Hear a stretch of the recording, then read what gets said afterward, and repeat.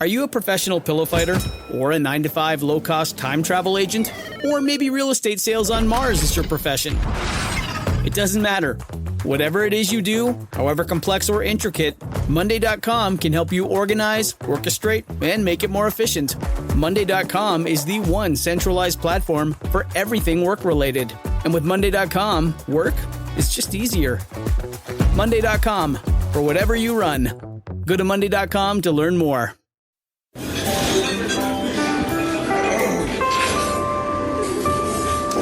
Well, I don't see the point in waiting any longer. So let's bring her out. The star attraction, the one you came to see.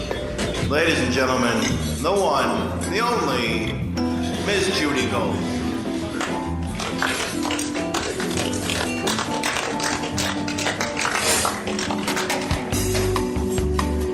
Welcome to Kill Me Now with Judy Gold. Now, Lauren, this is a very extra special Kill Me Now because Lauren is not here. Lauren is in Hawaii, so no one will be interrupting me because my oldest, bestest friend Howard is here, and he is going to show Lauren how it's done, aren't you, Howard? Yes, I am. Thank you. You're welcome. Howard and I went to college together. He was my preceptor, also known as RA, and he is the one who made me do stand-up comedy for the first time. And the reason I wanted him here is because our guest today has...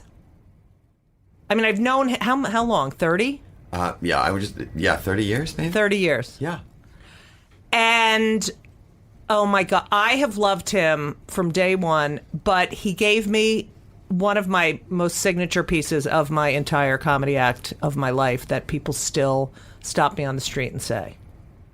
And if you want to know what that is... I do. It's Judy's show!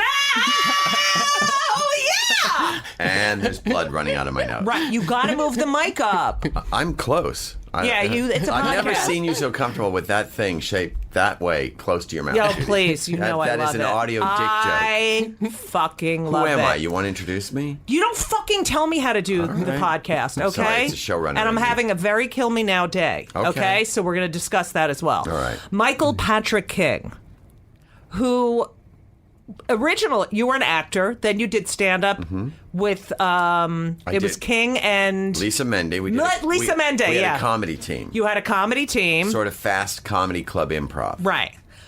You did improv at Manhattan Punchline, and then the two of you went out on your own and did stand-up. And then we played Vegas, and we broke up after our gig in Vegas. Right. The only thing that was bigger than our names on the marquee was Gourmet Buffet $9.95. Right. And then I did stand-up and came back to the improv. Right. And that's when... And then you got a job... I'll just name some of the shows you've worked on. Murphy Brown, Will and Grace, Good Advice, Sybil, The Comeback... I don't know this show. Sex in the hell is that? It's Sex in the City. City? Mm-hmm. Sex in the City. I've never heard of that. Yeah. It was on for 6 years. And then there were two was movies. It on? Oh, there were movies too? There were two. Oh, wow. I wasn't in that. So then Two Broke Girls is another one. I haven't heard of Two Broke Girls. Yes, you were, because you were on Oh, it. right. I was on that. I got on that one. You were hilarious. Thank you, because I got to play a rabbi. Yeah! Today, let me just say... there is no climate change. It's fucking 90 degrees in New York City today. Is it? No. Or just inside you, it's 90 degrees? No, it's 98. It's got to be over 100. I'm so pissed off. No, it is hot. What? It's hot? It is hot, yeah. Okay, so who else is hot? You are. Both of us. You know why I love both of you? Red hair. Red hair. One's a Jew and one's Irish. Patrick's on the boards, by the way. Say hi, Patrick. Hi. Okay. That's why we won't be hearing from Patrick for the rest of the show. So, Kill Me Now, we talk a lot about the stuff that annoys me, but I really want to talk to you guys first. But I had, Ben is 6'4" now. He's 14. I had an extra long bed delivered. And wow, he's 6'4", so it's in the genes. Where the fuck else would it be? I don't know. I mean, there's a lot of people that are tall that don't have tall kids. 6'4", 14. And what about the other one? 15th shoe. Henry is 6'2". Wow. But he came out of Sharon. But her brother's We both really said tall. at the same time. I know. It's like we know where to go. Yes. Backup Right. singers. Right. Sharon is a. No, we didn't say it in the gay way. We said it in the. Oh, right. Yes. This is the gay way. All right. So, Ben decides he's not going to school today. I wake him up at 7. I wake him up at 7:09. I wake him up at 7:17. Please. And Henry's like, yeah, he does not, like, he just doesn't go to school today because it's all movies all day. Yeah. I'm like, I don't fucking care. What Wait, do you there's mean- no What do school? you mean it's all movies? He's all like, day? all we're Yeah. doing is watching movies. Because it's a fake day. Because most because it's people the end of are, the year. yeah, Yeah. no one is, Right. all the private schools are closed. Right, that's what he told you. It was a movie Right, day, and you believed it. Because I have no control. I told my mother in 4th grade that we were reading the same chapter every week, and that I was caught up. And then at the end of the year, I was 100. Okay, look at you now. Look at That's you now. correct. So shut the fuck so up. let Ben sleep in. So So and Ben Henry has a very good career ahead of him. Yeah, and so Henry just sleeps. Like, that's all he fucking does. He had a doctor's appointment at 10:45. I woke him up 4 times. He's like, no, you didn't. I said, you know what? If you're not going to go to your fucking doctor's appointment, you can call them yourself. So he calls them and changes his doctor's appointment to January 5th. I'm not fucking doing anything for them anymore. you seem to be actualizing them. When did he come home from school? Who? Henry. I don't know, Friday? Anyway, Michael Patrick King. Yes. So Michael Patrick King Yes. is from Scranton, New York. PA. I mean, PA. What the Close. fuck? I'm losing my fucking mind. You're from Scranton, Pennsylvania. Yeah. What is Scranton? Less glamorous than Scranton, New York would be, I Right. think. Scranton, New York's terrible. It's terrible. That's Scranton, where, yeah. So now, and you're from an Irish Catholic. Correct. What number child are you? I am the second of 4. I Right. have 3 sisters. So I'm the only boy, which sort of destroys the caste system, because when you're the only one of things, then maybe you're the favorite, maybe you're not. You know what I mean? You're the only boy. Right. But you're sort of a girl now. That's not true. I know. So, Zip. Funk. okay. So, now and strict Catholic upbringing. Yeah, very Irish Catholic. You know, my mother ran a Krispy Kreme, No way. and my father was a janitor and delivered beer. No fucking way. Krispy Kreme? Krispy Kreme. She was a manager, and every one of my sisters worked at that Krispy Kreme. Now- she went from the This is the Irish Catholic growth success. She started at the counter, wound up at the office and the counter. Wow. So that is the most my you can God. achieve if you're lower middle class Irish. Wow. So did you get free Krispy Kreme? Constantly. When I was a Cub Scout, you know how they do like drives and raffles Right. and stuff? We would do a donut drive. And I remember this day, every day the Cub Scouts would come to our house and our entire dining room was filled with boxes of donuts, just stacked high, and people would come and get their 40 boxes that they'd sold. No like Girl way. Scout cookies, only Krispy Kreme donuts. Were they warm? Sometimes there's nothing better than a warm glaze. Yes. With a glass of cold milk. Yeah. I would know my mother was home when I came home from school, and I would see You could smell. smell and little powdered sugar footprints. Really? Yeah. Wow. I would have been a fat fuck. Were you fat? We ate donuts for breakfast, and we would fall asleep at like the first period. That's great. So you're all scholars. Actually, yes. Okay. So were you fat? I need to know. Never fat. What about your Tiny, though. sisters? Well, first of all, my thing is, you talk about tall. I was 4'11" when I graduated from high school. No way. Yeah, You were? I grew 12 inches my first year of college. No my way. gosh, yes. Didn't that hurt? It did. It was clumsy. I would Right. break things. I'd walk by cabinets. Dishes would fly out and smash on the ground. Oh, I still do that. Yeah. And everyone fucking is like, yo, you're such a klutz. It's like, you don't realize how, like, you say, oh, I'm going to get that. But you don't realize that your arm is so much longer than you think it is. Well, I never realized that. And, Right. And yeah, I was. My whole identity was You were the little short Irish Elfie kid. I looked exactly like somebody that Strawberry Shortcake, the cartoon character, would go to the prom with. Right. When I had my little tux, it looked Right. like something from a wedding cake for the junior prom. But did you go to the prom? Yeah, I went to every prom. Okay, I didn't go. Did you go to the prom, Howard? No, I didn't actually. Isn't that shocking? Really? I Yeah. thought you would go to the prom. No, you know what? I didn't, because when I was the girl who I was dating when I was a senior, she didn't want to go to the prom. Although we still have, discussions about that even to this day. Because Who was it? It was Elise. That is ridiculous. Well, I what'd you do on prom night? I actually went out with a friend of mine and we went to a bar. And that was it. It was in a tent. It wasn't that big of a deal. Me and my 3 friends in high school were in a tent. We slept in a tent in one of their backyards and smoked pot.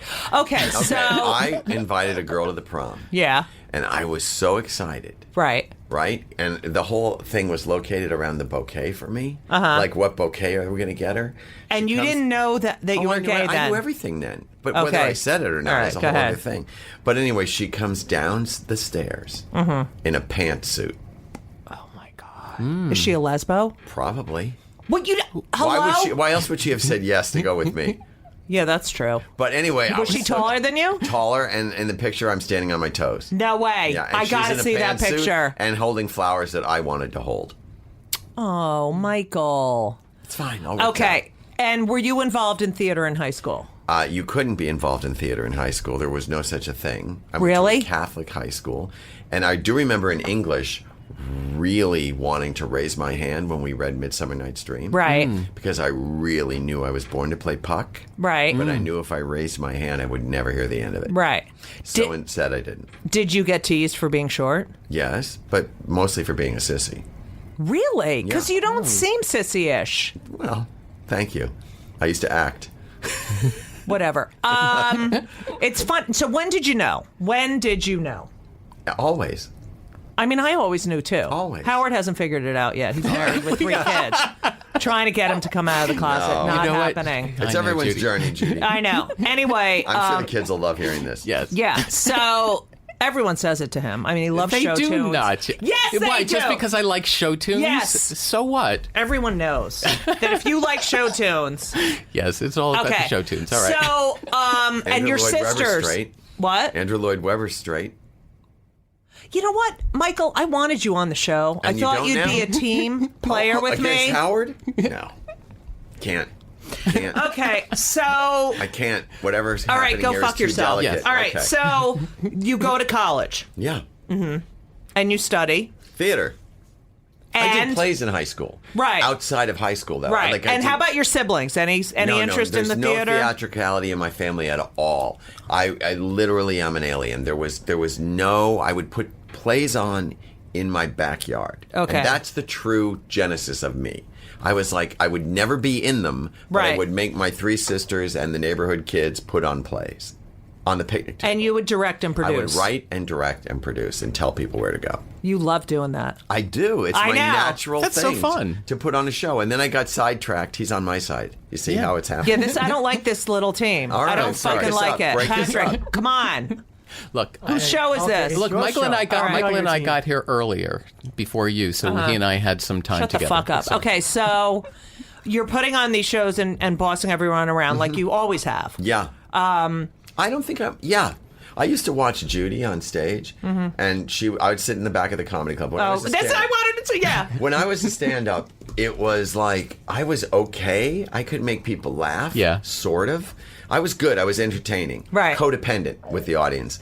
But I would sit in the back, and my real skill was I would look at people when they were going to do Letterman or something, and I would say, don't do that, don't do that. Right. And I would say to Judy, I would write for Judy in the back of the house. I would sit and go, Judy, you should say this. Because she was so clearly perfect already, but you could write for her. Oh, Michael. It's true. So You nice. were clear. But it was so funny because at the Improv, do you remember Right. the Improv on 44th? Yeah, sure. And there was this side... Side There was door. this side door, and I'd be on stage, and all of a sudden you'd hear knock, knock, knock, knock, knock, and it would be Michael outside. Because when I was a stand-up, I didn't have a tight 20 minutes. Right. So I had to be the doorman. Right. So I was outside picking up the grate. Right. Where urination covered Right, grate. right, to right. Change the beer tap. You can't get far from Krispy And then Kreme. he would fucking knock on the door. I'd be like, "What's What? up?" Fire! It was so fun. And then you'd get on the back mic and just talk to me. Yeah. I mean, it was so much fun. It was really fun. And no one had cameras or phones and was recording you, and it was such a community. Yeah, like it was. I always think of the club as a high school. Right. And like our class was Ray Romano, Right. me, you, Jon Stewart. David Tell was like a eighth grader. We were the freshmen. And the seniors were like Carol Leifer, Jerry Seinfeld. That's true. And we were all, you get very close to people I when know. you're going on at 3 a.m. Right. And it was so much fun to and just hang out and just talk. so happy to get on stage. Yeah, and also to not get on stage and talk about that for an hour. Why doesn't he like me? I should be on. Why I'm the not fuck a is song he act. getting spots? He has props. I could do song parodies too Right, if I would close. Right. Wow. I was with you your first time you went to the Improv. Do you remember when you went on open mic night? Was that Catch a Rising Star or the Improv? No, it was the Improv. Really? Yes. How'd you do right up front? I think. Did you pass right away? Yes. I always passed. That's rare. I passed there. I passed Catch, and I passed the comic strip. I passed all of them. It was a big deal to pass. I know. I mean, it was really I remember I passed at Catch, and I'd never get it. I'd stay there all night. Joy would go on, and I'd hang out with Eve, her daughter, because she was closer to my age. But I would wait. I didn't care because the band laughed. You know, there'd be 3 people in the audience, but the band would watch me and laugh because usually they'd leave, and that's how I knew I was funny. I was the late night MC, and the job for the late night MC was to keep the audience there just as long as you could to get as many people waiting at the bar on. If they could get their foot on the stage, they would get paid. So one night I was handing it over to Ray Romano. And it was like one of his early sets, and he was going to bring up our friend Nancy Shane, who's a very eclectic act. So he gets up on stage, and some guys are talking, and he goes, this next lady, shut up or she won't blow you. What did she do? She got up on stage and did a piano parody and bombed. And then everyone left. And then everyone left. Yeah. Oh, God, I remember. I remember when they'd hand it over to the late night MC. Yeah. I forgot about that. Yeah. So why did you end up doing stand? Like, first of all, it's you and Lisa Mende. Yeah. And everyone thought you were dating, right? No one thought we were dating. But you were so in the closet. Yeah. Okay. Yeah. Did you or did you not have a huge crush on Marty Rackham? That's an interesting question. Yes, thank you. I would say no, because I have very strong boundaries. I have very strong boundaries. And I made giant walls between me and any straight person. Truly. Really? Because Marty Rackham, what does he do now? He's a soccer coach. He lives in L.A. He is? Mm-hmm. Awesome. What did he do back then? So he was a stand-up. Yeah. Stand-up actor. Yeah, an actor, very handsome, very likable, and he was a buddy. I liked it. It was like a friend of mine. Right, but we all knew Michael was gay, and we're like, when is he going to come out? When is he going to? Didn't you have a girlfriend a little bit? Not an official girlfriend. Whatever. He had fake girlfriends, and so, but I was as you do. But as you do. Right. I didn't have any fake. Did I have fake boyfriends? No, you never did. No, because you're not a good actor. Yeah. Oh my God! That is so mean. No. I wasn't. I'm supposed to sit here and say that I had fake girlfriends? Yeah. All right. And you just said you did. But here's the thing. I want to be very clear. But I always thought you had a crush on Marty Rackham. Okay, that's your particular drama. Okay. I didn't really think about that. Okay. But it's a very, very Were specific... you sexually active during the... Yes. And did you feel guilt? Did you feel shame? Enormous guilt, enormous shame, enormous struggle, enormous empowerment to come out. No joke. Quest of the life. So when do you think you officially came out like that? Because I know coming out, it is like... 400 pounds. You're lighter. You're a lighter human being. You're a... Look, I don't know how heavy you want to get on this, but you talked about you had girlfriends, and there was a woman that I was very close to, and I knew she was in love with me, and I knew that I couldn't go any further down this road. Right. And for her sake. For her sake, and I had basically walked the line, never abused her or anything like that, just never committed, and finally I knew that she was the person I had to free. Right. So I freed myself and her.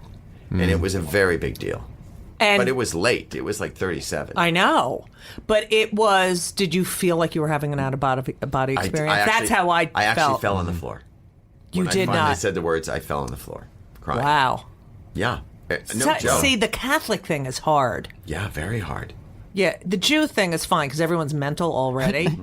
So it's like, it could be a number of things when you... Look, there's always the first wave of societal that you get from the time you're born. Right. You start getting, you better change who you are. And I think like when you're Howard, 5... you can't say yeah. No, I'm listening. I'm being very sympathetic. I am. When you're 5, you're really yourself. Right. Whatever that means. Right. Then you start to get the signals. Right. So you build what I think is like a scaffold around yourself, and you create a false self that you convince yourself is... Or that you can use when you're outside. Yeah, and also, this is who I'm going to be. Yeah, and then you think people don't know, and then you tell me people do know, and it depends. Well, I think I thought so. Oh, yeah, you mean outside, right, objective, like we all knew. Yeah, so some people are like, oh, it's no big deal. Other people are like, really? So so you're with Lisa Mende. Yeah. Mm-hmm. Did she have any idea? Because I really never talked about it with her. Okay. I'm sure she did. Okay. She was married to Dom Herrera. Right. I was like their child. Right. We were playing the comedy circuit. Right. It was, I used to go a lot of long walks. Here's the key. If anyone's going for a lot of long walks, right, they're either on fire inside trying to figure shit out. Right. Can you say shit? You can say fuck, cunt. Okay. Yeah. Or they're going to get blowjobs. Right. It's one or two things. Right. But if your kid's out taking a long walks, right, they're working stuff through. Mm-hmm. Okay. So, you do how did you and Lisa, so you're doing stand-up and you're making a living. We made a living, and the comedy was the first time I was able to make a living because I came to New York to be an actor. I was okay. Then I started writing plays, and as soon as I started writing plays, I started getting a little bit more traction, and the comedy was the first time I really got money. Right. Because that's what I was saying about the improv. I was thinking, actually, I didn't say it was, how great it was. You could really show up, and on your merit and your balls, you could actually make money. Right. Whereas I knew thousands of actors that couldn't make money. Couldn't make money and couldn't actualize any sort of recognition because they needed a troupe. Right. Okay. And you and Lisa, what can you explain the act? It was kind of it was like... we did improv. We would say, we're going to stop, you fill in the word, and then we would make the audience laugh. Right. And we would do sometimes very elevated stuff like theater styles or television styles, but mostly it was freeze. Right. Oh, look at you, the big-breasted lady. And everybody would scream, and we did Baltimore and New York and Boston and wherever. But we were funny and facile. Okay. And then what drove you to break up? We were done. You just said, this is it, we're done. It was also interesting because we were in a completely different economic situation. Right. She was married and had an income with her husband. Right. And I had no money. Right. And after a while, basically it was a relationship, but the sex was on stage. Right. We just ran through it. We were really connected, and then it was really sick of each other. As a matter of fact, we did an off-Broadway show called Them, and we were in the middle of rehearsing it. Right. And we had pushed ourselves so hard. And at one point she said to me, I hate you. And as she said, I hate you, she threw up. Oh my God. I hate you. It was in there so long and so violent. And I was like, wow. That's the truth. Did she get puke on you? Just on the floor. I hate you. Okay. Are you fucking kidding me? No, it was the most, the fact that she said it finally made her physically ill. She probably had a reason. But we were really connected, and then it was just was too that much. the end of your relationship? She pukes? No. Who cleans up the puke? Me and her. Wait, you clean up the puke. The Jew walked away, and the Irish guy cleaned up the puke. All right, so the Irish guy picks up the puke. It wasn't that much. It was just enough. Right, and then do you hug? Do you say, I hate you too? No. It was separation, separate corners. Come back tomorrow in the spirit of the theater to rehearse. And how was the next day? To wear a raincoat. Did she? The fever broke. I came back the next day like a Gallagher concert. I had a complete splash guard all around me. Wow. But then we wound up going to Vegas, and I remember we were on stage, and I thought to myself, she really doesn't want to be here, and I think it's fun still. Oh, that's sad. And then she didn't become a stand-up, and I did. I Right. went on to become a stand-up. Right. But we ended really well. I was so blessed. It was so much fun. We did, get ready, Merv Griffin. What? We did Merv Griffin. I love Merv! We did the Merv Griffin show, his last, 6 shows. Oh, we did. my Wow. God. Ooh, You got asked back? yes. Wow. What year was this? I don't remember. Whatever Merv Griffin stopped. We were out in L.A. trying to make it at the Right. Improv in L.A., which was a Yeah. whole other scene. Right. Speaking of throwing up, I would walk around the block sick to my stomach before I went in that club. Because, Really? oh, Robin Williams, and maybe you're going to get on and you're hanging out at the bar. Oof. Meant You too know, much. I had such a different attitude because all I wanted to do was be a better comic and just do stand-up and do stand-up and do stand. That's You know what Yeah, the you were difference fierce. is? And Yeah. I say this with absolute honesty. The difference is you weren't hiding, and I was. So me walking in a room, right. Oh, right.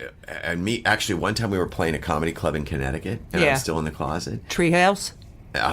Billy Jack's Cafe. Oh, of yeah, Comedy. yeah. Go. Billy Jack's Cafe of Comedy. He Hey, said. Michael, what time you gonna be at Billy Jack's? Billy Jack's Cafe of Comedy. Lisa, and it was the stage was completely covered in gold shag rug that went Right. up the wall, and there were conquistador shields. And we used to do this thing where I'm Michael King, I'm Lisa Mandy. We're gonna come for improvisation. We're gonna ask you for suggestions. And we used to wear black and white, and I had a black and white tie with stripes, and there's right at my feet. There's 4 redneck guys, and I'm in the middle of saying my thing. I'm Michael King, this is Lisa Mindy, and I hear one guy say, "Look at this fucking jerk off ass faggot asshole." No And I way. was like, Whoa. I felt like Alice in Wonderland. I just fell through the floor, and I just kept talking. I was like, blah, yeah, blah, blah, blah, blah, blah, blah. So I was hiding. So I was terrified of going on stage, and you were not, because you were not hiding. Well, I also had been humiliated every day of my life in high school. So none of that. I was like, been there, heard that, Well, go fuck yourself. Howard was telling me before you came here today when we were talking that you were in college a natural. And we both agree that you're a complete natural. Yeah. Thank you are. You were so screamingly funny back then, even before you were doing stand-up. Thank you, Howard. Thank you, Michael. It's true. You I mean, are. literally, you are clearly... Right. And like when we brought you out for Two Broke Girls, it's just, I'm going to bring Judy out, and I can just tap that. Who laughs Tap that. the loudest? Howard still laughs at. Yeah, I'm not kidding. It's really. That's great. I know. I like because How often do do you two see each other? We talk a lot. we talk a lot, yeah, but not often How did enough. you maintain a relationship this many years?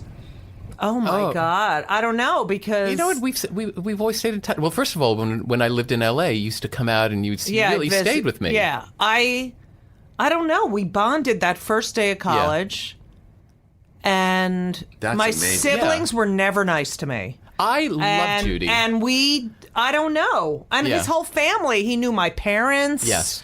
My sibling. I mean, You know what? You and I always Would had. you be married Yeah. in a Yes. different world? absolutely. Oh yeah.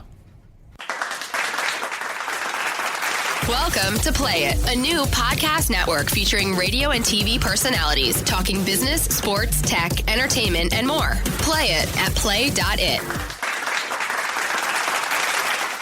The first time, when I was a freshman in college, the theater department, I went to a party at the head of the theater department's house. We were all it was like September. Right. We go in, and he lived in a cottage on Lake Erie. So Right. that's already, I see one bedroom with a bed in it, and then another room where he lived with the technical director. But the technical director's bed had a patchwork quilt and collectible dolls. Oh, and that's the first time I ever went. They're together at 17. You know, my neighbor across the hall, Marjorie, we can see in each other's apartment, but she figured it out because she had just met us, and there apparently was laundry on the daybed for like a week, and she was like, "Oh, Sharon's been home and there's laundry on the bed." I mean, like, it took her. They don't seem to take the laundry off the bed in the daybed. So anyway, That is such a good invitation, Marjorie. she does talk like that. Judy, hi, how are you? And everything's always fucking great with her. Anyway, before we get with Lauren, I want to tell you that you are beloved in the comedy world. That And means a lot to me. it's true. First of all, just that you would say that means a lot to me, and then you add the whole world. Thank you. I had a spit curl because I was doing a show. and it took place in the 20s, and I grew a little spit curl, and then I kind of liked it. And it was on the side of my face. I literally, in the summertime, I would get tan, and then there'd be a little. And you came up to me one day at the Improv, and you go, "You want to know why you have that stupid spit curl? Because if you had your own show in the 60s, you'd come sliding down a big spit curl singing, 'It's Judy's show!' And it was... Because it was like my safety. And then you would do it. I would do it all the stand time. on it and you would point. Yeah. If there was silence, you would go, "It's Judy." Yeah, I know. I loved it. By the way, probably the worst impression of me, only second to the one you did of your father. Okay. Fair enough. Marjorie, I guess, What according about to Howard, what you about nailed- the Israeli? The Israeli. All I was thinking when you were doing that is, how can I write a part for Judy where she's in Israel? Okay. Because I love to talk in the Israeli. Sure. And they don't. I love the therapist. Because they don't. Now do an Israeli All right. waitress. Hello, welcome. Are you Arab? What can I get you, Hamas? Now, Do you want ISIS with your water? Do you want ISIS with your water? Now Do you? Now do an Israeli. We have 6 million items on the menu. 6 million. Would you do an Israeli yes. babysitter? Okay, Israeli babysitter. What are you talking about?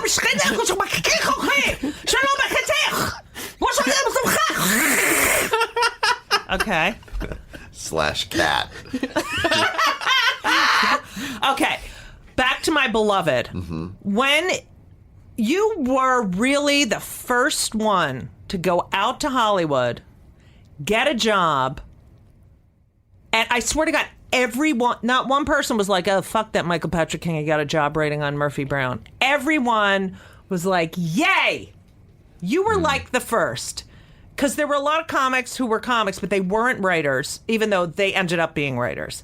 But you were like, I'm fucking going out there, and you got a job on a hit show, and everyone talked about it and was thrilled in New York. Well, that's great. I actually loved my comedy friends. They were like, I didn't really have friends in high school. Mm-hmm. Oh, so me too. when I got to the comedy club, I was like, oh, like the Marty Rackham. Oh, he's my straight friend that I never had. Oh, Judy's my tall, obnoxious. Jew The friend. Arthur. My Jew friend that I never had. She's my dyked Jew friend that I was so sorely missing in my life. Right. But so I feel good about that. I feel good. You know, everyone needs one. No, the best Collect all was, 6. you know, I'd get on stage and he would say, "You know what, you when you were born." No, wait, I wrote you a joke. I would do a joke. I'm going to do it. I am so tall. When I was born, my mother was pushing at St. Vincent's. The doctor was pulling at Mount Sinai. That's how tall I was as a child. That was that's great. The fucking funniest. But I loved everybody. But so, you were also, you know, when you walk in and there's like Mr. Miserable, who's always, it's still the same thing. We're all mental comics, but there was always like, you know, David Tell, I wasn't funny, you know, everyone was such an individual, but we were all such outcasts that we all just got each other. Yeah. But you were like the bright light. Oh, like you were that is like so you'd walk in amazing to and hear. it'd be like you were the safety. You were the Oh, my God. you could always go to MPK Oh, my and feel God. good. That makes me touched. Really? Yeah. That's It's nice. true. It's nice. Because I was looking at people I liked. Okay. So you get this job on Murphy Brown. Yeah. And everyone's like, oh my God. This is the local train. Right. And you get, shut the fuck up. We're going to get to the other ones. And you get Murphy Brown. Right. And you were just a staff writer? Yeah, here's the thing. My career started, I was a waiter till I was 37. Right. I didn't have my rent at 38. Right. And I started working in television in New York, and I went to Hollywood at 38.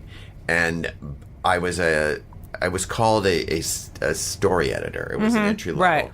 And when I joined Murphy Brown, they were in their fifth year, Right. and they were really the shit. They Right. were the Yeah. best show on Right. television. They were the mecca Right. of TV writing. And Diane English, who was the showrunner, Yes. was so brilliant. And it was Peter Tolan, me, Tom Yeah. Palmer, Gary, and there was a bunch. There were 5 of us. And in my first year, I went to meet Diane English, and she said, "You have to bring me 5 stories." And that was their 5th year, so they'd already done Right. 80. Right. So How did you get the job? How did you get the interview? I wrote a script that was okay. not a Murphy Brown. I was on one show that got Yeah. canceled, the Ryan O'Neal Farrah Fawcett. Oh, yeah. I was on that show. I wrote a script on that show. It was about a sports Yeah. network, and I wrote a script about the pro caddy, the professional lady golfer in a dysfunctional relationship with her caddy. Right. And it was a hilarious script. It never got filmed because the show got canceled, but because it was about golf, which is so random, one of the guys that I worked with on that show gave the script to Murphy Brown. The guy who read it was a golf freak. Wow. So he thought it was unique, and so he brought me in, and Boom. I met Diane, and I brought 5 ideas in. And here's the interesting thing. She said, come in with 5 ideas. And I remember, you have those moments in your life where suddenly, literally, you grab yourself and say, what are you doing? Right. Wake Yeah. up. Yeah. I was staying in L.A., and I went for my meeting with Diane, and she said, come in with 5 ideas in 2 days. And I went back to the place I was staying, and I laid down on the couch, and I thought, come in with 5 ideas. Yeah, I'll come in. Yeah, man. And all of a sudden, I literally grabbed myself by the shirt and said, get up. Start now. Right. You're not going to Yeah. wing 5 ideas. Right. This is Murphy Brown. You're not Yeah. going to just go in Right, there and right. half-ass it. So I came up with 5 really original ideas. I went in, pitched them. I wrote all those out. Oh my God. No fucking way. Every single Slap me idea. 5. Every Midas single idea. touch. Every single script idea I came up with. I wrote my first 5 scripts. We wrote Oh my 25 scripts gosh. that year. I wrote 5. You know what's amazing about, And they weren't perfect, but they were if originals. you had that opportunity 5 years before, you wouldn't have been prepared. No, I wouldn't have. And that's what this There was business is something about. the crescendo of knowing. Right. Yeah. And also there was another writer that we knew named Mike Rowe. And Mike Rowe was already out in Right. Hollywood. And I was on the phone talking to him, and I was like, I don't want to go to Hollywood. My Yeah. whole life will change. And he said this sentence to me. No one takes a 40-year-old story editor seriously. And I was like, if that's true, I have 2 years Right. Yeah. to get going. And it woke me up a little bit. How about a 53-year-old actor, comedian? Does anyone take that? All bets are off for you because you defy age. You're your own thing. Thanks. You will be 63, 73. But It'll will always I be good. ever have A show?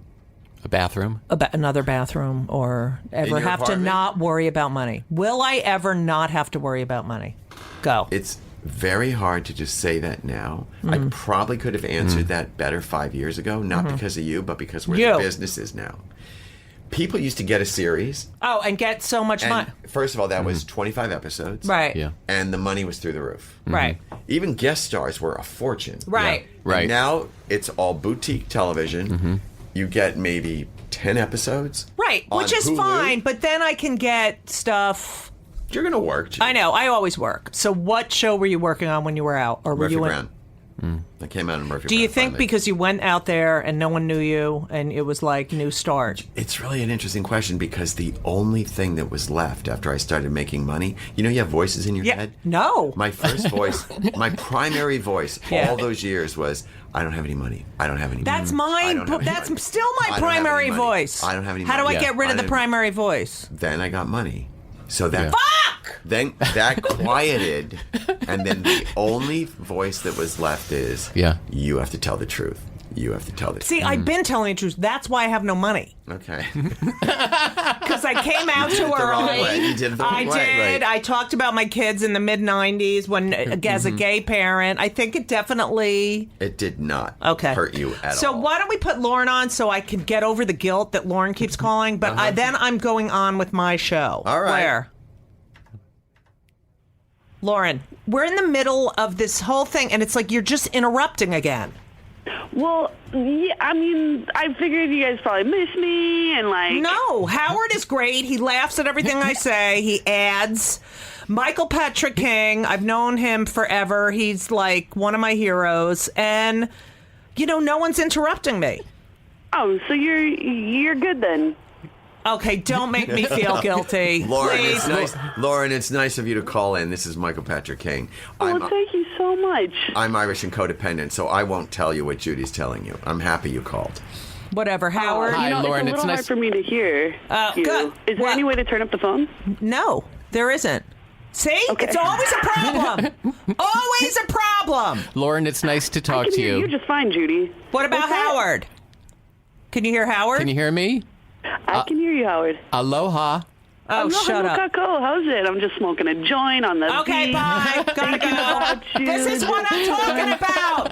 This is what I have a high-end show here. Where I work hard. Don't worry, I'm on really nice property right now. I don't care. It's everything. Every Facebook thing is you with a fucking joint. Hey, 420, 420. I have an audience that doesn't care about your pot smoking. And I have an audience that does. Right, but this is my audience, so you can That's do true. your pot smoking with your audience. So number what one. do I do? How do I Act split like it up? you can split it up. I can spliff it up. Hey. Okay, and even Michael's like, no, sorry. And you know what the other thing? Michael I've told you is never, a prude. ever. No, all right, we're hanging up. Bye. Oh, my God. And the can't other hear thing us, is, right? She doesn't know Have I'm I- good, Fan of right? yours. let me say something. I have insisted you are not high ever when you are working with me, correct? No, but I'm on vacation right now. Okay, bye. We love you. Have a happy Hey, vacation. Howard, Yes. don't take my job, huh? Oh, don't worry about it. Don't worry. I'm just keeping the chair I feel warm. like you already got it. Yeah. No. Oh, shut up. Yeah, because you're on the Pot fucking makes you beach. paranoid. Yeah, Hey, No, paranoid. don't worry, Lauren. You're Calling like paranoid. four more You're times during the course of the show. No, you're not. No. You're paranoid from the pot. Enjoy. Okay, Michael Patrick King, listen. Yes. I'm not paranoid. I'm bold and comfortable.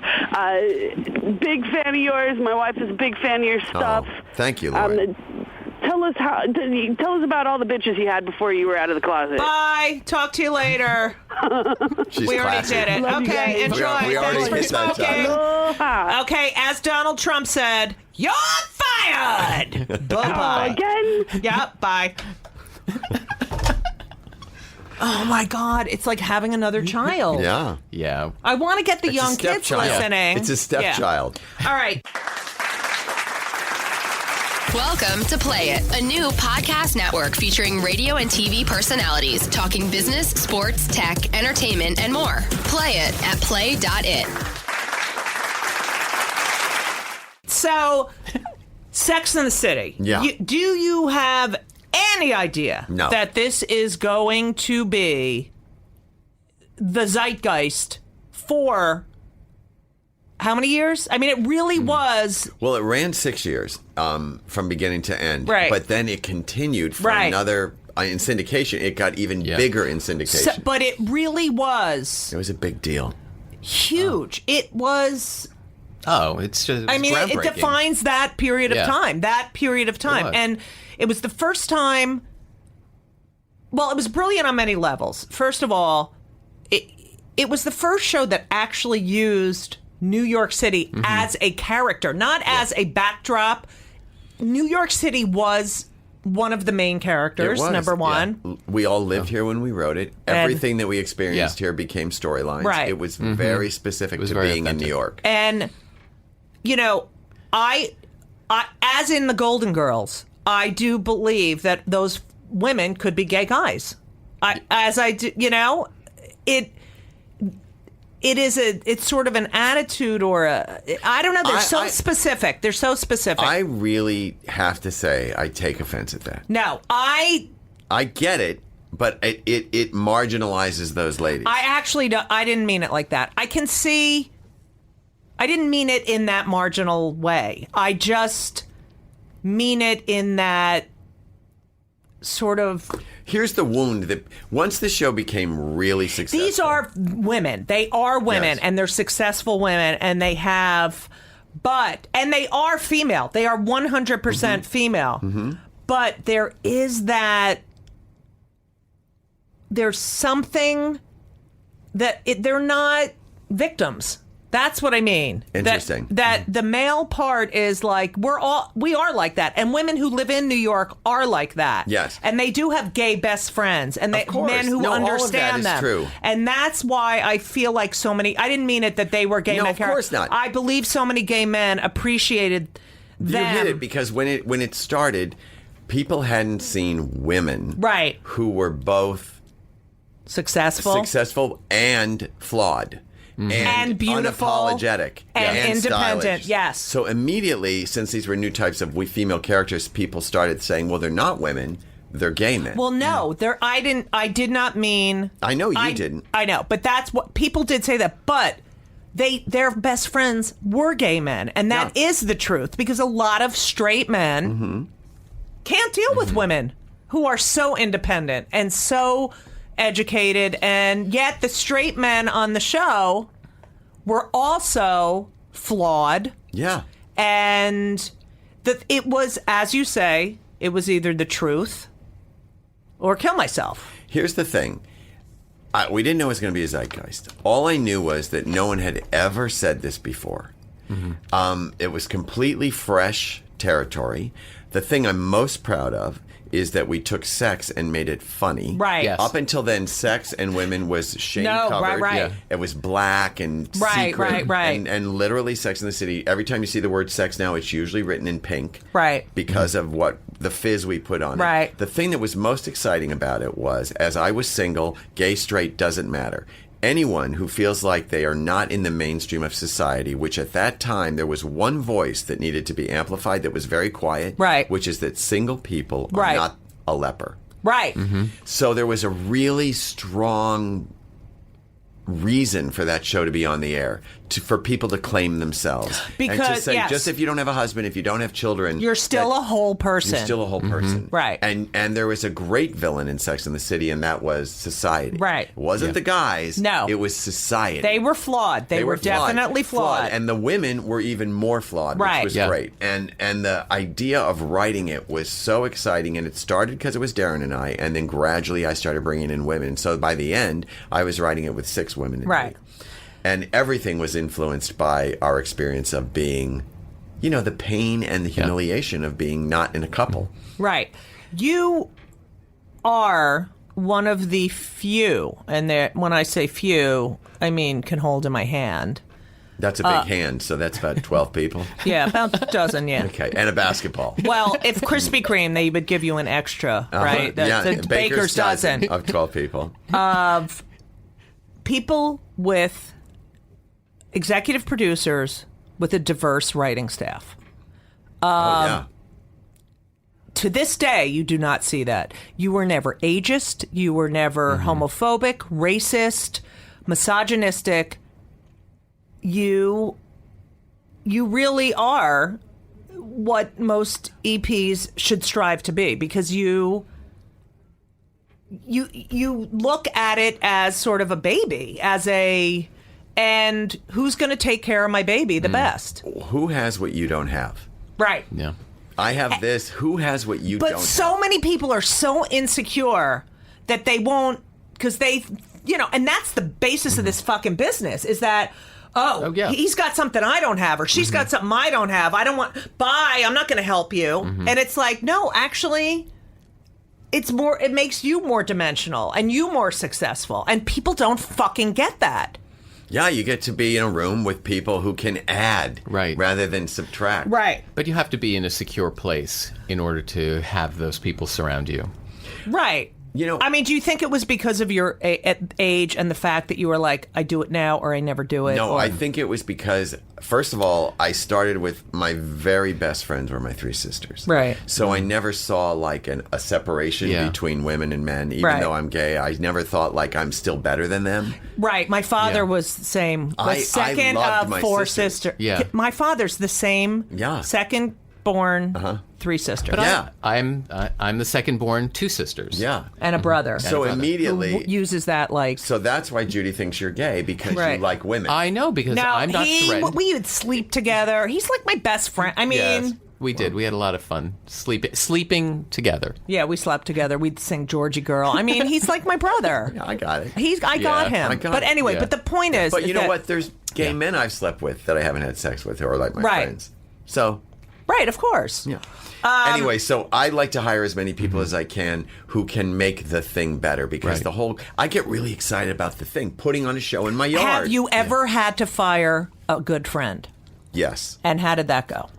It made the new rule that I will, and I hate to say it, I can never, at a certain level, work with a very close friend who's also at another level, because at a certain level, people in your age group are already the boss. Right. Yeah. So you're already working with somebody But who's what the if boss. someone who had started with you became friends working together, and they become successful, but you weren't friends prior? So it's not like you hire, oh, you're my friend and you're funny, I'm going to give you a job. It was someone you hired, didn't know, became very close with. Would you continue to... Yeah, I mean, all rules are meant to be broken. Right. The reality is, it's just very hard for people, me included, when it doesn't work out. Right. Because I love the people that I'm working with. I mean, and it's hard to be in this business it's and hard have to a be heart. the boss. It's hard to be the boss. Number one, there's a phrase: everybody hates the boss. Right. Doesn't matter. Everybody hates the boss. You Oh my God. what? You ran out. I'm just I deciding heard which this. one. Howard, not a good sign in the middle of an interview. No, because I was like, oh, do I want to go here or here? But you understand. identify, Yeah. you have been said that you identify with Carrie the most, and you Sure. feel that most writers identify with Carrie Yeah. because she is the writer. She's the writer. So you are... She's the individual too. Was Sarah Jessica Parker already cast when you wrote the first season? Yes. Okay. The whole series was made because Sarah Jessica Parker said yes. And all of the other girls were cast, yes. But Oh, wow. the series was built around the star power of Sarah Jessica. It was before any movie star had gone Right. to cable, really. You know what's amazing is that I've auditioned for Divorce, the show she's on now. Yeah. Twice. And I really think I nailed it. Let me tell you something. And- When you audition for something twice, that's a really good sign. It means they really all want to right. use you, but the part isn't right yet. I was a therapist. I should have done an Israeli. Oh, no, I was a mediator. I should have done the Israeli accent. Listen, you've both decided that you're going to work things out, so why don't you take a look? All right, Yeah, anyway. you'll be on it. I hope You so. were on Sex in the City. You were on Two Broke Girls. I mean, what more do you need? I love you. You were in the Barnes and You Noble. said that writing. Yeah, that's right. That was Judy Toll hilarious. wrote that. Yes. I love her. I love Judy Judy. Toll. Yeah. Loved her. That's another person. That You know, is. Judy Toll was a really good friend of ours who died. No, I know Judy. Yeah. Yeah. Oh, She died, and I Yeah. mean... in And her- iTunes has her. yes. I told you I saw her. Shareaholic. It is.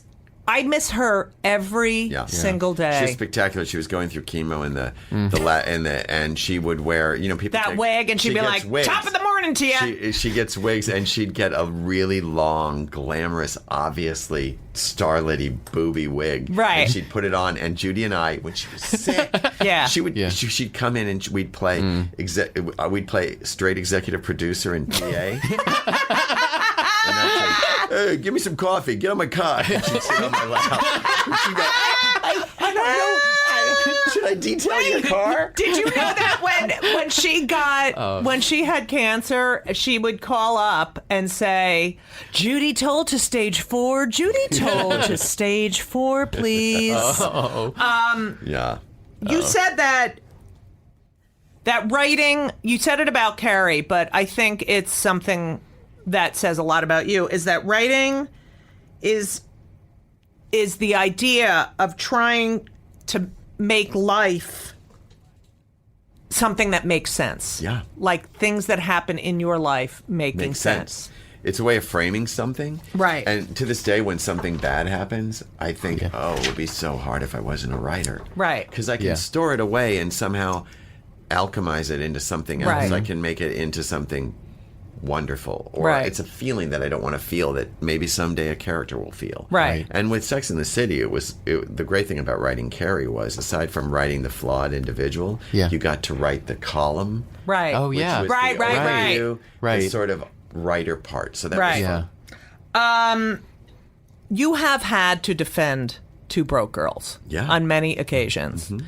It's a sitcom. It's on the CBS network. Yes, it is. It has very strong characters, real characters with accents, with prejudices, and the characters say to each other things people would say to each other in a restaurant setting, or even in any kind of setting where people are really close or are forced to work together. And they have a writing staff. And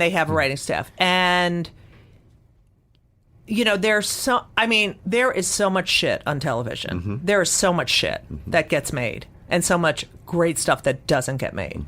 And here we have a hit show that people are watching that is a hit on a network, which is not easy these days. Impossible. And you have to defend the stereotype 1, stereotype 2, and stereotype 3.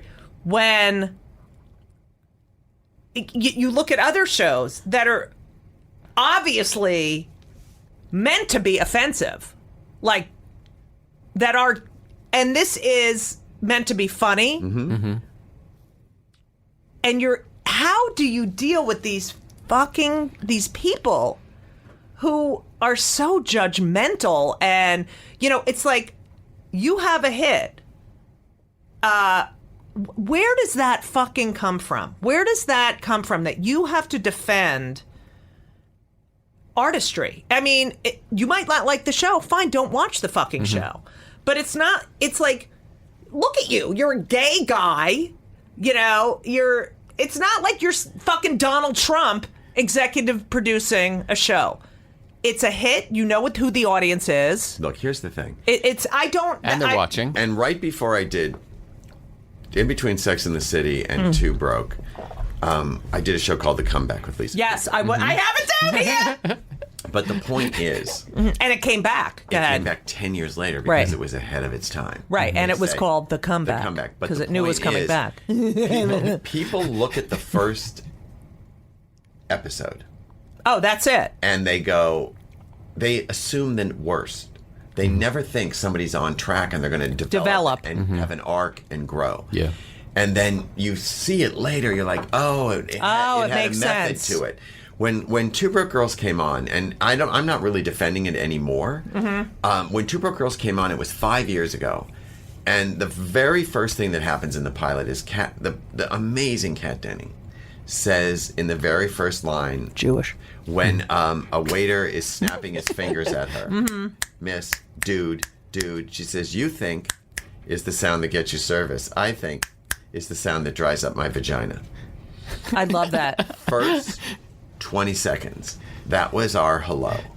And a lot of people were like, no, now let me remind you, this is before Girls, before Broad City, before Train Wreck. Got it. People weren't saying, is the sound that dries up my vagina yet. I was. But I said cunt. Go. Yeah. But the idea is anything new is always... It's like that commercial with the new ideas, baby, that's everyone is throwing away. You know that white thing? You have a... Yeah. When you know what I'm talking about? The monster who's in the IBM commercial where the monster's in the thing and it's really ugly and people are throwing shit at it. And then finally the IBM opens the door and he walks in and he's like... beautiful. Yeah. Look, so that's what I'm hoping about my career. You have to, because you are the white monster. Here's the reality is, you always have to defend your stuff. And if you care... It's like, there's no disclaimer. I love Lisa Lampanelli. She's a great person. But I always felt like, I'm just saying this as an example, and it's not only her, but she often said, these are just words. I don't, I'm not being offensive. I have, date black men. I do. But I would rather she didn't say that.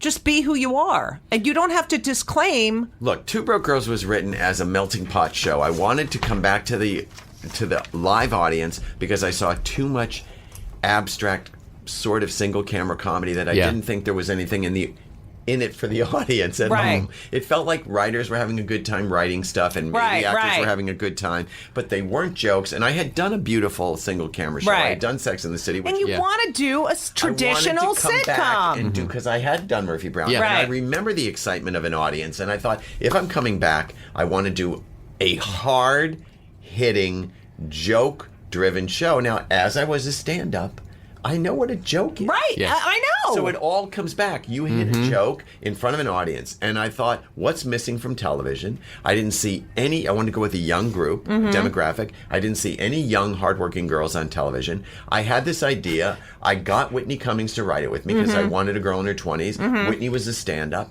We wrote a really hard-hitting show. But we wanted it to reflect a New York diner like the West Way or like some place. So the Melting Pot cast, you have Garrett Morris, who played God, and is he the fucking nicest guy? 76-year-old African-American. Who invited me to a show. I gotta go on. Who's an Asian-American playing a Korean-American. Then you had a Russian in the way that people used to have, Andy Kaufman used to do an accent. But they were diverse and wild points of view. But everyone is so... It's like we've gone backwards. It's like, honestly... Except that we say a lot. More. And we get away with a lot. And I call it high lowbrow. Like, your kid can watch it. Your 7-year-old kid can watch it and think it's colors. Right. You, if you understand words, well, that's a really, really... very dirty, clever joke. Right. So it's like cartoons if you're a kid, and if you're an adult, you can enjoy it. And if you're 70, which is a lot of CBS, you get titillated by it. Right. But there's an arbitrator in the middle. Well, I'm almost 70. Can I get a fucking show on CBS? All right. There's a whole layer that comes between you and the audience, which is the people that say, we don't like multi-cameras. Right. Yeah. They're out. Right. We don't want women to say vagina. Right. We don't want any racial jokes. Have you looked at the world now? Right. This is the time to talk about things. All right. So. All right. So now you have this hit show. Yeah. Will you produce more stuff? Yeah. If you had a friend that you've known for like 30 years who has written... And they're still in the business? Yeah, and they've written 2 pilots that are excellent. Would you even have the time to give notes or for that person? Or is that like, I'm not working with friends? I am so offended. Okay, so... That you would bring Howard and I here just for this moment? If I had wanted to read shut the fuck up! So, Judy, I will read anything you write. Yeah. Really? Yeah. Okay. But if you really want my opinion, because a lot of people just want to be on the air, they don't want an opinion. No, I want an opinion so that I can get on the air. Yeah. And get the right showrunner. Okay, listen. Yeah. First of all, I love you. We always ask and I know the answer to this question, but we ask everyone what antidepressants they're on. I know you have probably never taken an antidepressant. I have never taken an antidepressant. You've never had a drink? I've never had a drink. Have you ever smoked pot? Have never. you smoked a cigarette? Yes, for a play. Do you think you're really healthy? I am very healthy, but I have to work hard at it. Really? I don't drink because I'm afraid I'll be a drunk. Was your father... Now, you don't mention your father a lot. Did you have... I would talk about my father. My father was amazing, and he had a massive drinking problem. Okay. A lot of people of our generation, like women, especially in... Like, we grew up middle class, upper middle class. And you would see... I mean, I remember a family, the parents went out to dinner, dead. Both fathers died in a car accident. Obviously, they were drinking, But there was a lot of, if the women were housewives or something, here you have an intelligent person who's like delegated to being a housewife or, they have martinis, they smoke, it's really... Oh, it's different. It's amazing. Yeah. It was very different. Well, that was then. the thing to do then. It was very dangerous. Yeah. Right. My father eventually stopped drinking. Right. And he saw my success. Right. He loved Sex in the City. Right. Wow. And we ended so well. See, that's all that matters. We ended so well. Yeah. And I think a lot, when a parent and a child don't connect, I think the grown-up attitude is, what percentage of it are you not bringing? Yeah. So I have to say, my father was a shock. He died swimming. I was 27. So there were I wish I knew him now. And he was in good shape, too. Yeah, he was in very good shape. But interestingly enough, when did you come out? Why did you come out? My push to come out was I believed that it was my duty, destiny, life journey to make sure I told my father I was gay. And I did. It was my life journey to make sure I told my parents I was gay, especially my father. I used to think... Well, I'm so glad I lied to my father on the If phone. he dies before I tell him, I felt like that would be, if that's weird, a spiritual failure. I don't know if you can... I feel like my father knew. And he was just Of course he saying... called sure you he and knew, said too. it. I mean... Yeah. He suggested you And might have then a one girlfriend. year, Sharon couldn't make Thanksgiving or something, and he said, it's not going to be the same without. He was such Yeah. a nice guy. And when I told my father, he just looked at me with, like, his eyes were very blue. And it was just this beautiful look, like, now everything makes sense. This is what I knew all along. Right. And he smiled. Thank you. Thank you. And he was filled with love. And I don't think I had any unresolved with my mother. Do you? Oh, no, not at all. Okay. No. No, I think your mother saw your resolve on stage every time. Yeah, that's yeah. true. Judith, are you dead? What happened, Judith? Judith? I have some... And she was so proud of you. First of all, Right. so proud of you. Carolyn Strauss and I still talk about you with the tape recorder. That was Carolyn Strauss's favorite bit. Judith. Oh, I have so many more. But that was classic. No, there is another one I was doing last year about because she was in the nursing home and she hated the food, and I swear to God, I probably have it on my She's thing. still in your act? Yeah, I haven't. How amazing is that? I did 25 Questions for a Jewish Mother, the show that was off Broadway here, I believe I in saw it. Toronto, and I was so worried. It was right after she passed away. I felt like we were on stage together. You know, it's like I feel like she's with me. I talk to her sister a lot, and I feel. And people wrote to me like, "Oh my God, I'm going to miss your." Like she was sort of a comedian, and You created a comic Right. character of your mother. She And was she like loved your it. co-star for Right. a lot of those sets. I know.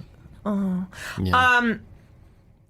Before we get to what really pisses you off, Okay. because I want to know what really pisses you off. You have a quote that I love. You say, in life, you have to follow the green lights. That is my big thought. When I was an actor and I would come off stage and I was okay, but I would look at people and I always wanted them to like be lit up. Right. And say, you were great. And there was always a kind of a thought or a question, like in their eyes, like it didn't quite do something that I wanted it to. And when I started doing improv or comedy and I came off stage, it was complete affirmation and joy. And that's when I started realizing you have to go where that face is looking at you. And that was like a green light. That was like, go where the green lights are. And in any career, but especially in an artistic career, there's a lot of red lights and there's a lot I of get yellow the light all the time. There's a lot of yellow lights. But Yeah. my sort of philosophy in life is look for the green lights. And by that I mean look where people are encouraging you to go and be around people that you feel the best around and the funniest around or the most strong around. And try to avoid the yellow lights. It's really simple. I know. And when there's a red light, as hard as it is, get Stop. the signal. Right. It's a red light repeatedly, not one Right. time. Right. Every time I try to get them to see Blank. me this way, they don't. So stop. Look around. Where are the green lights? And, Right. and go in that direction. That's great. I know. That is just great. And for me, I I've done many iterations of my career. I did stand up. I was on a sitcom, and then Henry was born, and then I wrote and produced for Rosie, and then I did these off-Broadway shows, and I toured, and more TV and specials, and recently, I guess about a year and a half ago, I went back to the Cellar because I used to always work at the Cellar, and I avoided it because I was pregnant, 6 months pregnant, and someone was smoking. It was when you could still smoke, and I said, "Can you please stop smoking?" in the front row, and they took a hit of the cigarette and blew it in my face. Right. And no one did anything. This is before the Cellar was hotty hot, And I was like, "Fuck the clubs, fuck the," And I went to do theaters, and I do stand up at Caroline's or Gotham. Sure, the classy places. And I went to do the Montreal Comedy Festival last year, in 2014, and I was talking to Lynn Koplitz, and I was like, I really miss the Cellar. I miss it. I hadn't been there since like 2004. And she's like, go back. And I wrote to Esty and Noam. I said, I want to come home. No. And I am there for like 3-4. I mean, I am back. You're kidding. 3-4 nights a week. I go down. I do sets. Like remember everyone used to make fun of me? Yeah. I still do that. And it's like I'm the oldest person there, but that's what I'm meant to do. It's like I was doing these other things and I was really successful, but so now I want a fucking special like everyone else has a special. Well, but you will. Yeah, but I have been, and I've been aged out of a lot of certain things, Comedy Central and stuff like that, which is fine. But I'm fucking funny, and it doesn't matter. It's Henry says to me, "Can you do my friends, my brothers in his fucking frat love your podcast? Can you do a set at the frat?" I'm like, I'm not doing a set at the fucking frat. But these 20-year-old guys are like, "You're so fucking fun," and I love that my demographics are. That is where I'm meant to be. But that's also because you have such a young mindset too. You're so playful. I'm such a baby. I am the 5-year-old. That's when I didn't take antidepressants. What pisses you off the most? I think the thing that pisses me off the most is that I care what other people think. I really hate still that about myself. It's the final frontier for me. It's a trick because you have to listen to the reaction to your work. But I don't like the fact that I go even further and it bothers me what people think. That pisses me off. Like, I think you should be further along than that now. You got to get involved. It's still. A little bit. But I got to tell you, when I get on stage and there's one fucking Fabissina, miserable punum, and the whole audience is like, I love you. All I think about is that fucking miserable cunt sitting in the front who probably, You can go wide with that. You could have. I have to approach. What happened? I say, what happened today? No. You have to sit there at my show.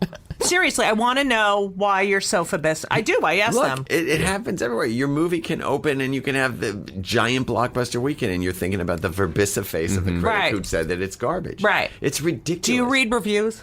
I don't now because I assume. You know what I mean? If they get sent to me, I assume, maybe you can glance. Right. Yeah. But, I have to look at ratings for part of my life. Yeah. I don't like waking up and having to look at ratings, even though it's all changing and none of it means anything right now. Right. But, you still I don't either, unless someone says, read this, it'll be helpful. Yeah. Because if you read a review, especially I've been in a few musicals and other shows, you'll think every time you get to a certain part that they mention, you'll fucking think about that comment they made about, Yeah, that's it ruins it. And the other thing is now everything is a review now. I know. I mean, and everyone's a reviewer. Everybody's a critic, and you go to the conference and you're equal weight with a blogger who has 5 people in the New York Times. And it's weird. And also the comments below. Right. I think the 2 scariest words in the English language now are read comments. Right. Because if you do... And it's psychos have a platform. People have a platform absolutely. that should... And you can talk yourself in and out of the idea, well, they're sitting at home on the couch and I'm actually doing it, but it still gets in your head. Right. And stays there. Stays there. Do you ever get pissed off, like, because you live in L.A., you're in fucking traffic, like, do you ever I got pissed off in New York yesterday. Why? Because I came back. I live here. I have a place here. I came back. I was going to throw a beautiful Christmas party. You did. You were there. I threw a beautiful, gorgeous, unbelievable, festive Christmas party, and everything for a month was trying to be taken care of. And the day of the party, the city opens the street. Oh, yeah. In front of the apartment, and the jackhammering is so. And I thought to myself, you can dress it up all you want, but New York City is a real bitch sometimes. Oh. She's just going to do what she wants. Oh, I know. I couldn't, and the only person anyone could hear at the party was Judy. She's the only one who could ice out the jackhammer. But that was fucking eventually they went away. But it's a rough city. I don't get. It's true. Yeah. You can't. I don't get bugged. I don't get bugged by traffic in L.A. I don't have to move in rush hour. I go for work very early and come home in weird hours. So. No. I can't take the fucking... I think it was better not knowing when the subway was going to come. Now they have these signs up, 12 minutes, 4 minutes. I don't want to know, because you're not... When it says 12 minutes, I want to fuck it. Like, it was never 12 minutes till de Blasio got here. It wasn't ever 12 minutes. You need to know 12 minutes when you're hoping maybe it's 2. Right. So that's so 10 you're like, minutes of pain. Right. Well, look, I got in the elevator. I couldn't get into this building. Mm-hmm. Right. They don't tell you how to get in the elevator. I know. I got in 3 elevators. I went up to 35 and came down. Right. And I just looked at these 2 girls like, I don't have a clue. Right. No, there's no instructions. Because you got to fucking press the thing. Yeah. Right. And then it tells you what elevator. What happened? I don't know. And then I get off. I get off on this floor and it says call people, and I press O, and a woman says CBS, and I said, hi, I'm here to do the Judy Gold podcast. She goes, where are you? And I go, I'm on 44. She goes, our building doesn't go up that high. I'm in Soho. Are you kidding? Yeah. Why are you answering the phone at the Time Life building? I know. We got to get a receptionist here, Patrick. There was one. What the fuck happened? Lay off. I couldn't get in either. I had the same problem. All right with this fucking... No, but it was fine. We got in. All right. I don't know what to say. This has been like one of my favorite shows. Yeah. Really? Because I have no clue. I feel like I'm just talking to you. Howard's a listener. I'm a listener. How would you rate this? Well, because I'm a part of it. We don't listen to reviews, Judy. Look away. This was just my favorite podcast. Because you're on it, or no, because I'm listening. Because I'm sitting here and watching the interaction between the two of you, and it's just so spontaneous and so real. You know what else is great about this podcast? What? No video assist. Oh, I'm just because I just want to talk. You look so pretty today, Judy. You look so gorgeous. I look so fucking awful. I'm sorry that no one could see us. Yeah, we're going to take a picture that you do look beautiful. Yeah, we'll take a picture. Remember your pretty press conference? Yeah, I used to have a pretty press. Was that in college? No, that was when you were doing when you were at the Comedy Store. Oh yeah, it was, and I would have everyone ask me questions about what it's like to be pretty. Well, I forgot about that. The pretty press conference. I'm glad you enjoyed it. It was really fun for me. Oh my God, I love this because I get to talk, like comics, and I don't know, talking to people about who they really are. I don't care about, like, people go on so many shows to promote shit, and I really want to know what makes the person tick. You know? And you're so nice and so genuine. Oh, and just, God, Howard. No, it's just... Get Lauren on the phone. No, because I didn't know you before. I just met you today. Yeah. So... And I didn't know you before. I know. And you both have been major influences in my life. Yes. We have both done a good job. That's amazing. Of backing you up. Yeah. Thank you. And letting you shine. Absolutely. And having my back. Having your back. And loving you for who you are. And is this the point where you say that Howard's the father of your babies? No. 6'4". He's 6'4". All right. Sorry. Howard's not the didn't father. quite work. No red hair either. Oh, well, Judy, I wish you a happy New Year. I wish you a happy, healthy. Best to Craig. Thank you. Howard. Yeah. Wish you happy, healthy, even though it's Shana not Tova. really the real New Year for us. Well, right. But it isn't. But I want you to do me a Christmas gift. Yes. I really want you to give me, when you're going to end the podcast. Which is now. I want you to give me a really classic It's Judy show. Okay. And indicate the spit curl that is no longer there. Okay. First of all, thank you for listening to Kill Me Now, everyone. It's Judy's show! Yeah! So long.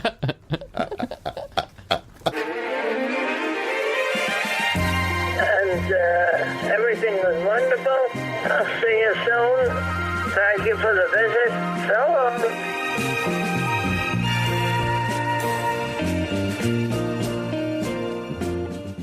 This episode is brought to you by Progressive Insurance.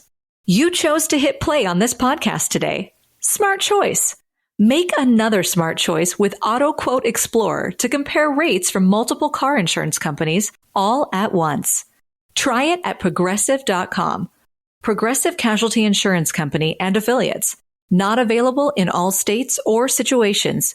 Prices vary based on how you buy.